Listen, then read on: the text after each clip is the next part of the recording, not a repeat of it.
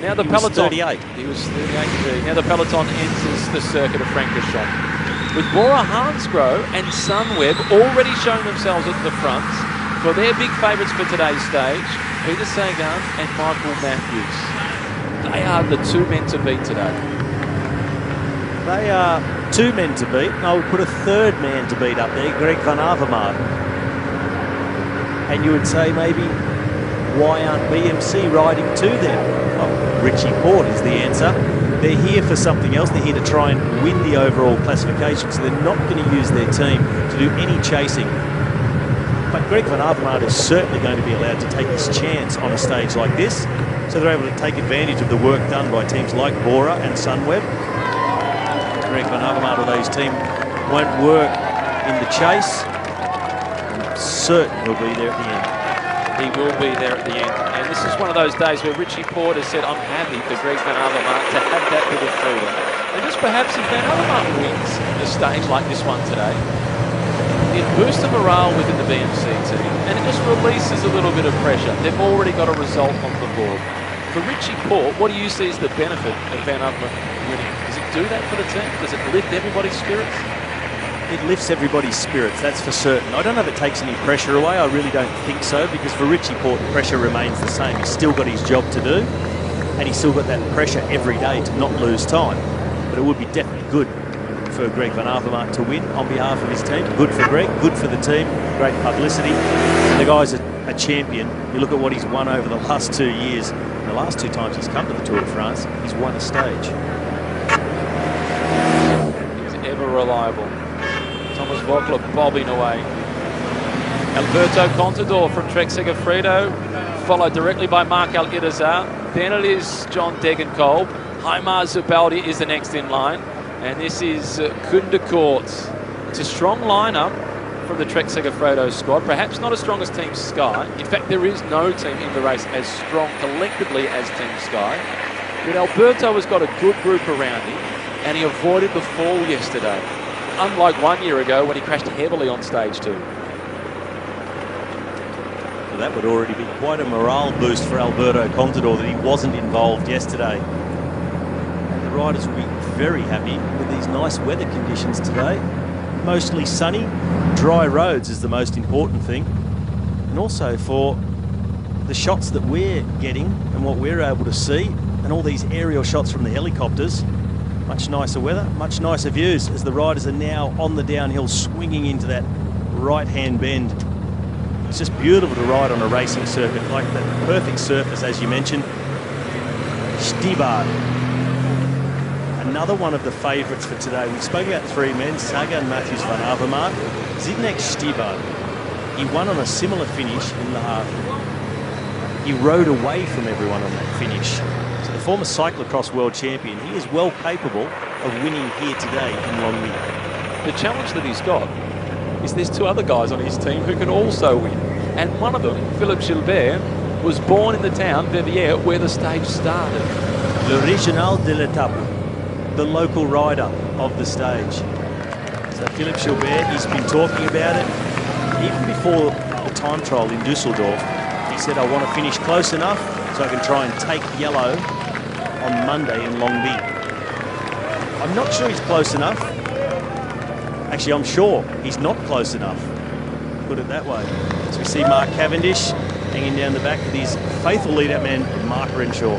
Mark Cavendish yesterday finished in 4th position, and he posted a tweet that you never thought you would see come from Mark Cavendish. I never thought I'd hear or at least see the words in a tweet from Mark Cavendish.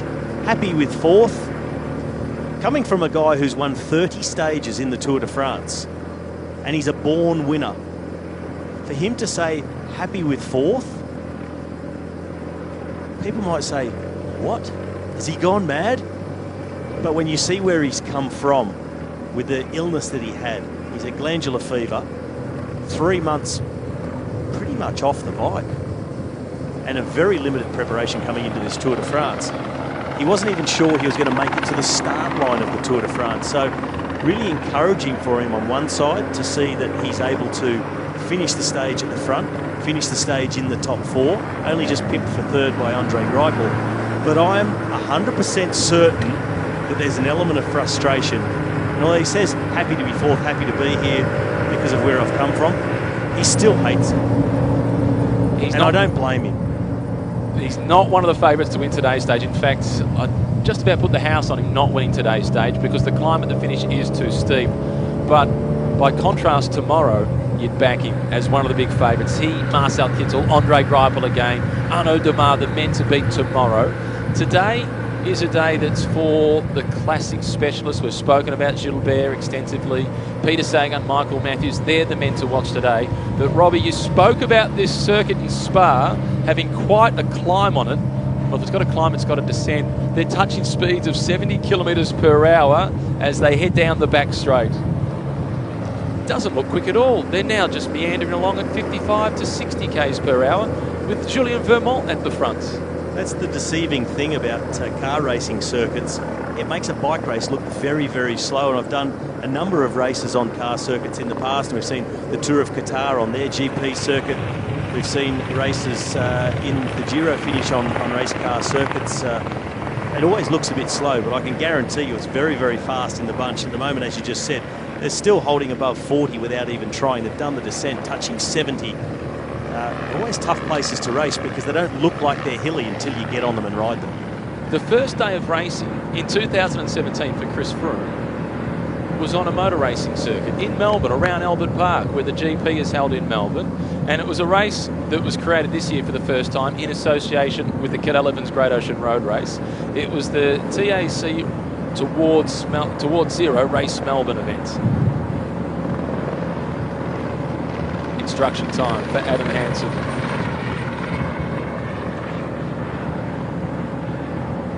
Adam Hansen a long way down to the general classification, almost 3 minutes behind. Very cautious it was for Adam Hansen as he went through the opening individual time trial. Nice to be on a little motorbike or a go-kart around the smaller circuit that's caught there in the middle. That looks like some serious fun.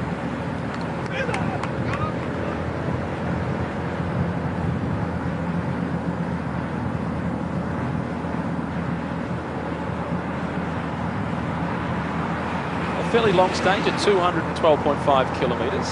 And Longwy, which is hosting the stage finish today, it's around about the 11th time that there's been a stage finish here. It was a regular host of stage finishes just prior to the First World War. In fact, it hosted stages in 1911, 12, 13 and 14.